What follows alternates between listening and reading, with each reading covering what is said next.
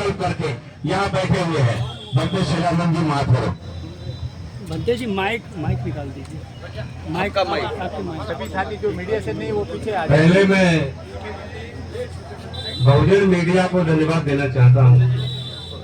मैं 4 तारीख की बात थोड़ी सुनाता हूँ। 4 तारीख को यहाँ रेल जो पटना के लिए रैली गई थी, उस रैली में मैं भी पैदल गया था और बस में सारी दोपहरिया बैठा रहा। एसी बस थी, मेरा साथी एक और था। तो मैं फिर सुनील पर मैं नाराज हुआ, तुमने मेरी फिक्र नहीं की, सुनीत पाल ने। तो फिर शाम हुई तो प्रज्ञाशील का मेरे पे फोन किया कि ये के राहुल और ये बिनाचार्य मेरे को दबा रहे हैं। तो मेरे को रहा नहीं गया, मैंने लामा जी से कहा, मैंने कहा अभी मेरे को भेजिए, मैं प्रज्ञाशील के साथ रहूंगा। तो लामा जी ने ये लड़का मेरे को गाड़ी चला के लेके आया। ये 4 तारीख की हकीकत थी। सुबह 5 तारीख को उन्होंने वहाँ मीटिंग की। मीटिंग करने के बाद पूजा वंदना यहाँ होती है, वो पूजा वंदना उधर कर रहे थे। मैंने उनको कहा, मैंने कहा पूजा वंदना इधर उधर नहीं होगी, जहाँ होगी यहाँ जहाँ रोजाना होती है। फिर यहाँ माइक आया। आज कल की मैं बात बता रहा हूँ, 9 तारीख की पुलिस और एसडीएम के थाने में मैं था और लामा जी ने जो मीटिंग ली लुम्बिनी बिहार में, वहाँ भी मैं था। इन्हें बुलाया था, मैं वैसे जाता नहीं हूँ ना, मैं कम बोलता हूँ। तो साथियों, मैं नहीं बोल रहा था थाने में। लामा जी की पत्नी ने मेरे से कहा, बनते जी आप बोलिए। तो मैं भावुक था, मैं हाथ जोड़ करके खड़ा हुआ। मैंने कहा कि मैं अपनी कहानी सुनाता हूँ। मैं 15 मार्च से चला हूँ और यहाँ 16 मार्च पर धरने से बैठा हूँ। तो बैठा हूँ, मैंने ये संकल्प लिया था, मैं बीटी एक्ट ये निरस्त नहीं होगा तो मैं यहाँ से वापस नहीं जाऊंगा। तो ये सबसे मैंने कही उन लोगों से, पुलिस और उससे एक बात कही, आप केंद्र को हटा रहे हैं लेकिन मेरा तख्त यहीं रहेगा।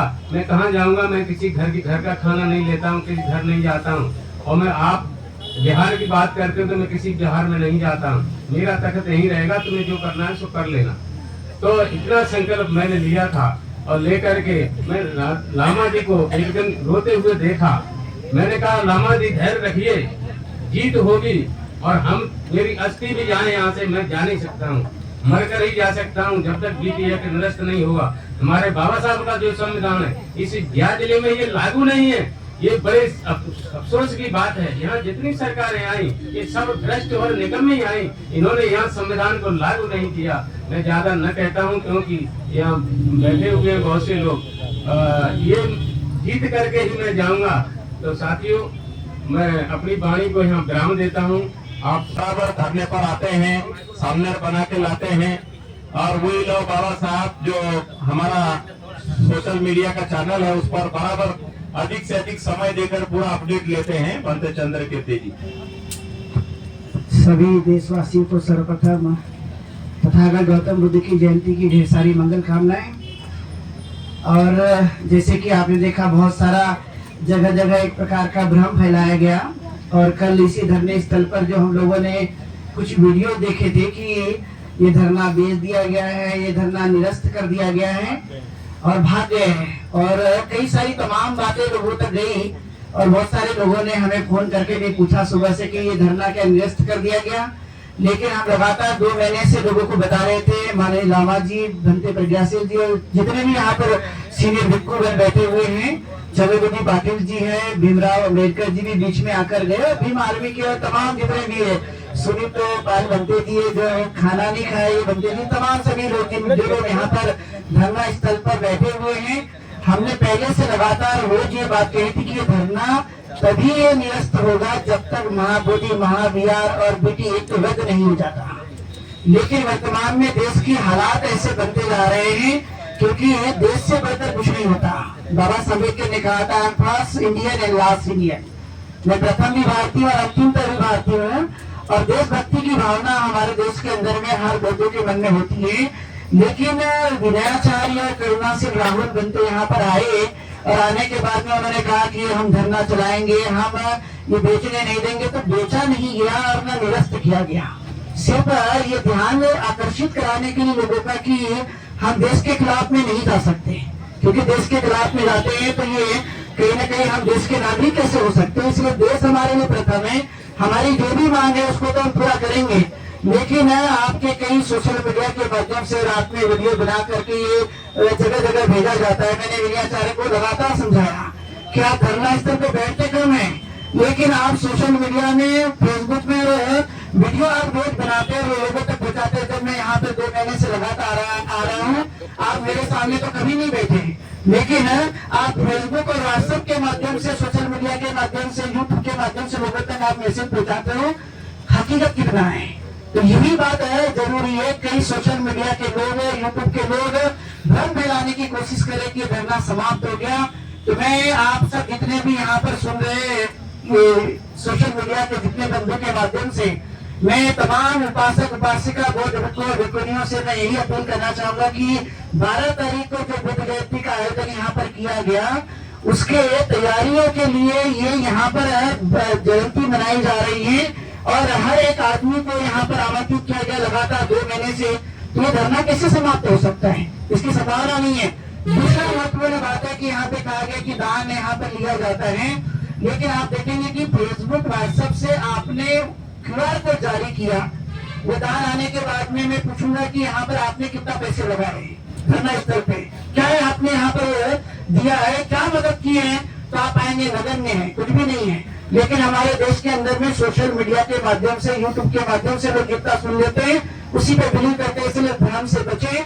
विनयाचार्य सामने रहे, मैंने उसको दीक्षा दी और इसके बाद यदि वो सही नहीं पाया गया तो उसका चीवर उतारने का काम भी मैं करूंगा।